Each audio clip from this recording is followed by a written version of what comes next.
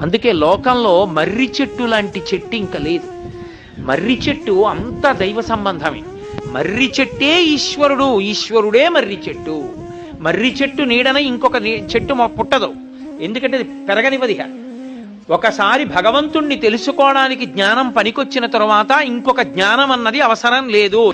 జ్ఞానం ఇవ్వవలసి వస్తే అది శివుడా విష్ణువా వదిలేయండి, మర్రి చెట్టునే ప్రధానం చేసుకుంటారు. కారణం ఒక్కటే, మర్రి చెట్టు స్వయంభూ ఈశ్వర స్వరూపం. అందుకే ఇప్పటికీ పెద్దలకి కొంతమందికి అలవాటు ఉంటుంది, రహదారి మీద వెళ్ళిపోతుంటే పెద్ద మర్రి చెట్టు కనపడింది అనుకోండి, దిగి చెప్పులు ఇప్పి నమస్కారం చేస్తారు. ఎందుకంటే మర్రి చెట్టు కనపడింది అంటే పరమేశ్వరుడు మీకు దర్శనం ఇచ్చినట్టే.